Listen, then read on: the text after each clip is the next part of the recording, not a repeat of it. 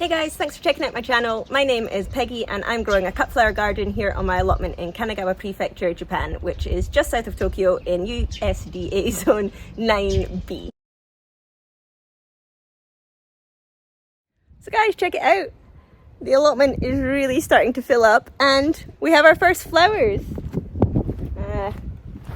If you saw in my last video, I've got my poppies coming. But I also have some of my stock and some calendula there and my dahlia. Yes, my dahlia have come. So obviously I don't have flower on my dahlia yet because that would be crazy even for zone 9B. But after I replanted my dahlia tuber, we had almost constant rain for 2 weeks and I was so worried that these were going to be rotting in the ground.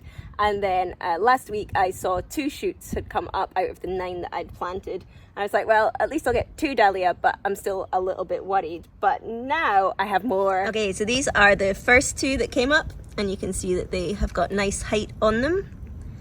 But now the third one in that row has come up. You can just see at the back, there's one that's come up and there's one there that's come up as well. So just this one in the middle hasn't come yet. And at the front, it seems to be taking a long time, if this will focus. There's one little one coming up here, but still nothing on this one and nothing on this one. And this was my huge big tuber that I thought would put out massive flowers, but definitely nothing coming yet. So I guess we have to wait. You can see the top of where it was last year. But yeah, nothing coming. So, but I mean, it's better than 2. So I now have 1, 2, 3, 4, 5, 6 dahlia at least coming. If you have grown dahlia before, you'll know that the dahlia's worst enemy are slugs. And because I don't use any chemicals or anything in my garden, my way of stopping the slugs eating my dahlia are plastic bottles with the bottoms cut off and the tops off. And when they're this small, I literally just place the bottle over the dahlia, dig it into the soil so it doesn't move so much, and leave it like that. The rain can still get into it, but it keeps the wind off when they're small and it keeps the slugs off when it's this small. And this is how I protect my dahlia. Nice and simple. And again, these are bottles that I used last year. You'll have seen them in some of my videos. I just leave them attached to my poles for exactly this reason. So yeah, easy way to keep the slugs off. You can also see that my stock has started to flower. It's still not as tall as I would like, although stock is once and done. So when I cut these, I can cut them really, really low down. So I guess they're getting a good stem on them. I was worried that these would start to flower before they'd got very high because the temperature changes so quickly here. But they look like they're doing okay. I'm going to leave them a bit longer before I cut them though, because I think this spike's going to get much longer. I haven't put support netting on these, which I should have done and I will do today. But my main reason for being down here today is to get the rest of my stock planted. So I have this stock that I have started at home. I've got 3 different types here. I have, what do I have? Stock Miracle Yellow, stock Vintage Brown, and stock Apple Blossom. But this is not doing very well in my garden. The reason I have an allotment is because my garden is not good for growing things in.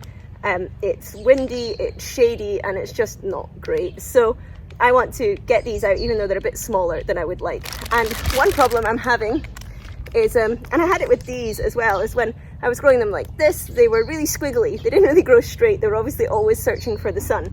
And you can see with these ones, I actually staked them with little yakitori stakes to try and straighten them up at the beginning. And since I put them in the garden, they've done really well. So my plan today is to actually plant these in quite deeply to cover up all the squiggliness, and where they start to grow straight up, that's the point where I'll let them come out of the soil, and hopefully that will make them nice and strong. But I want to get these in quickly because it is going to get hot soon and stock doesn't like the heat. So if I'm going to get any flowers off these and with a usable stem, these will put out flowers as soon as the temperature gets hot, even if they're only got tiny little stems. If it gets too hot, they just put the flowers out anyway. So if I want these to get any height on them at all before they start flowering, I really need to get them in the ground as soon as possible. And for next year, I will know that all of my stock has to be autumn sown, because this just doesn't have the time to get going before the weather heats up. So yeah, next year everything will be autumn sown. Also, I'm a little bit disappointed when these started to germinate, my vintage brown, which is my favourite, was doing really, really well, and the miracle yellow wasn't doing anything. I was worried I wouldn't get any.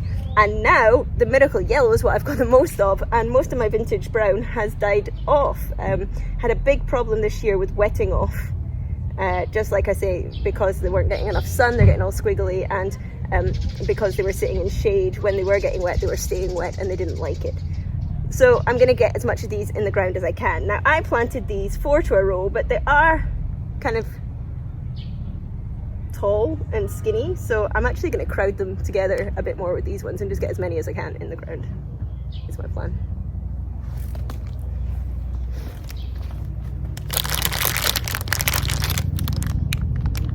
Can you see how squiggly they are? It's like a little helter-skelter. They all seem to grow sideways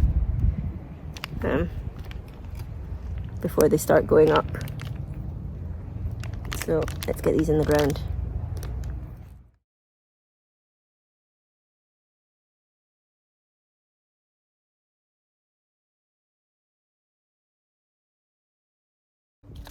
It's my very technical tool to get these out of the pack. Works great though.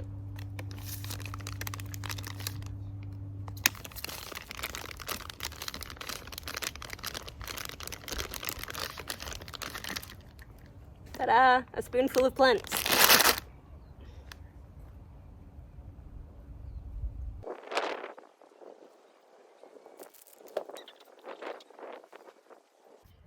I've gone from 4 in a row to 7 in a row. That might be a bit cocky, but I'll try it anyway.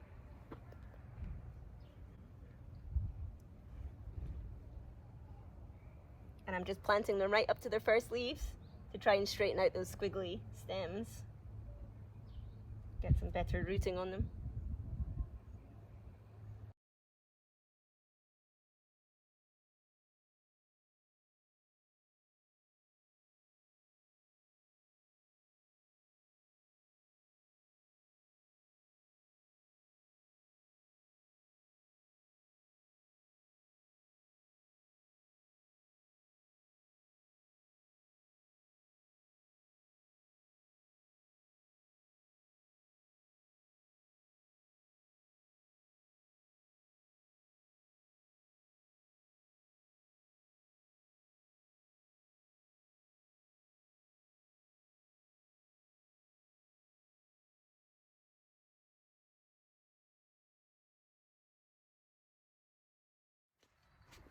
Okay, the other thing I want to get planted in today is my aster.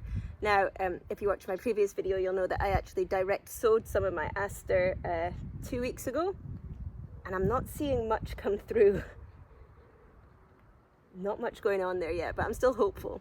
But I had this stuff at home, and much like my stock, I was finding that it wasn't doing very well at home. It was getting all twisty, and it was doing really, really badly with wetting off.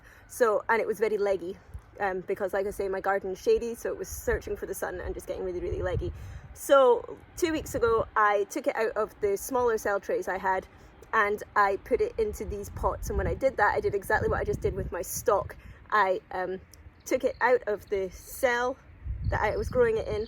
I put a really deep hole in this pot, and I buried the whole stem right up to the first set of leaves, and then covered that all up. And they have been getting much, much healthier since I did that. They're looking a lot happier in there.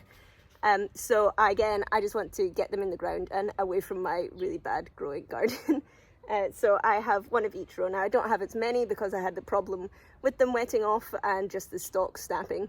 I don't have as many as I initially planned to go in the garden, but I've still got some. So I'll go up and plant the ones that I've got and just hope that the ones that I direct sowed will give me a few more blooms later in the season.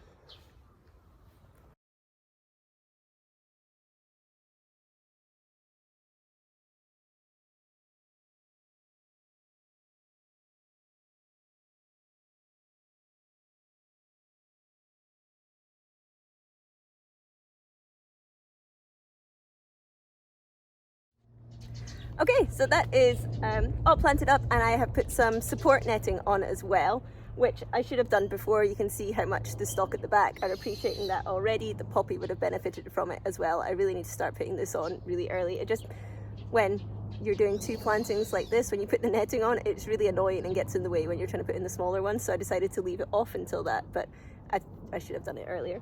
And in fact, I should probably be starting to put my second row of netting on for these other stalk and the poppy as well, to make sure I get nice long straight stems.